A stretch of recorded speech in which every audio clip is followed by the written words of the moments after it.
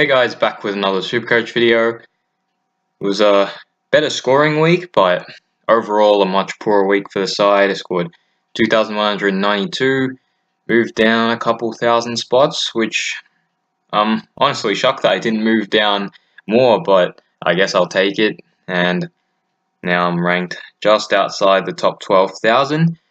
I did make a trade throughout the round, so I'll talk more about that while I go through the team.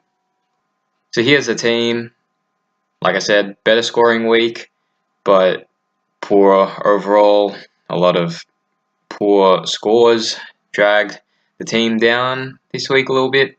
Also made a couple of glaring mistakes, but I'll go through that later. In defense, Callum Mills got nothing to say really, just very, very disappointing. Didn't watch the game, but I know with Heath Grundy out, they played him in defense the whole night, and gee, that's shocking. Nothing much more to say. Zach Williams, he was good. Brodie Smith, likewise. Darcy Moore, really good as well. Jordan Clark had a really, really quiet first half, but picked it up in the second half and got given his first goal by Tom Hawkins. He's a legend for doing that. And Dersma was really good as well. And I traded Ridley for Wilkie to get some cash for the couple of trades I'm going to make this week. And yeah, Wilkie wasn't great. Gave up a few frees, but hopefully he does keep his spot. And of course, Marty Hoare didn't play, but hopefully he comes back with Cade College-Asney not playing that well and Stephen May being injured. In the midfield, Paddy Cripps was good. Lachie Neale as captain, very, very good. I'll talk more about the captaincy situation later on. Canelio tagged for the whole game, which is unfortunate. Dusty, great first quarter, then got tagged and did absolutely nothing the rest of the game. I'll talk more about him later. Matt Crouch, quiet first half, but recovered well. Libba, one of the best on ground. Sam Walsh and Charlie Constable, very good. And on the bench, Butters Atkins will take that for sure, but Bailey Scott, not what you would like to see, but hopefully he can bounce back with a good week. And I'd say I was pretty lucky to not have his score on field, like many people would have. And in the rucks, Brodie Grundy and Max Gawn absolutely bounced back. Would have burned a lot of people that traded them out, as well as Clayton Oliver. And in the forward line, Paddy Dangerfield, 37 touches, a couple goals, 154, best on-game performance. Not much more you can ask from him. Had the VC on him, as you can see, and after the game, was going to loop him, then realised I didn't have Sweet on field, and Grundy and Gawn were locked, so couldn't take the 154 doubled, so I had to settle for Neale. Only a 14-point loss, but still, bad mistake to make. And I'll learn from that. Got to look at when teams play and make sure I have the right guys on field. Isaac Heaney, spending way too much time forward. Just got to see a bit more mid-time from him. Not even a lot more mid-time, to be honest. He's a gun. He's going to play his best footy in the midfield. I know he's got a bit of an ankle issue at the moment, but he's going to play his best footy in the midfield. Just got to see John Longmire put him there. Tim Kelly, really glad I picked him over Walters or any of the other guys I considered for F3. He's a gun, getting the mid-time I thought he would, and he's scoring really well. Just really happy with the selection. Lincoln McCarthy, really good again. Big clutch contested mark and goal in the fourth quarter. That definitely boosted the score a little bit, but an 85 average in his first couple games. So I selected him for. Not many people have him as well, so that's made it an even better pick for myself. So I'm definitely happy with that selection so far. Hopefully the body continues to hold up.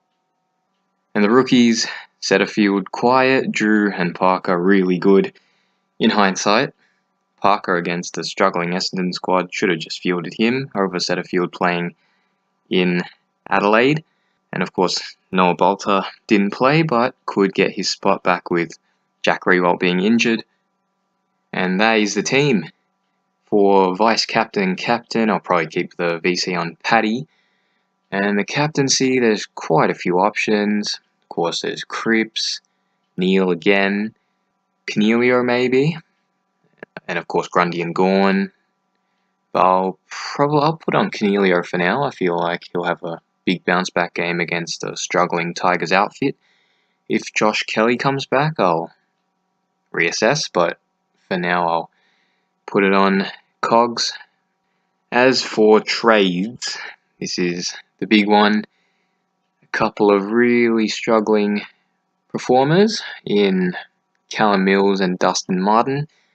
Not happy with their selections at all right now, and I just feel like they both have to go. Dusty just not doing enough for a guy that I thought could get back to the 110s that he showed a couple years back. I feel like he just picks and chooses when he wants to play. He just doesn't try as much. Hasn't laid a tackle in 2 games, which is a damning stat, really. So, especially for a guy that people consider one of the best in the league. I just feel like there's so many more better options out there than Dusty right now, and I just feel like he has to go. And Mills, maybe he will get the mid-time that I thought he'd get, but that won't be while in my team. It sucks to be trading out guys that I considered keepers, but there's just so many other better options right now that I just feel like it's the right thing to do. So the trades I have planned here are Mills and Dusty for Jake Lloyd and Jack Crisp, moving Dersma into the midfield. This leaves me with 4.2k in the bank, so that's a bit worrying, but I feel like it will be for the better. I'm definitely fine with using another rookie in the midfield. For this week, I'm not too sure. I'll probably put Butters on field for now, but I don't mind using another mid-rookie at all. They're scoring well for the most part, and defense looks a lot better with Lloyd and Crisp in there. Lloyd just looks like an absolute must-have. He's going to get all the cheap possessions. He's not the most damaging player, so I don't feel like he'll be tagged, but he's such a good SuperCoach scorer that he just looks like an absolute must-have even at his high price. And Jack Crisp, he's getting a lot of the footy. I know Richmond gave up a lot of uncontested footy, but against Geelong he had his fair share of touches, but just didn't use the ball well, so I feel like he'll get a lot of the footy most weeks and be a good selection. And that will probably do it for this video, and I will see you guys in the next one.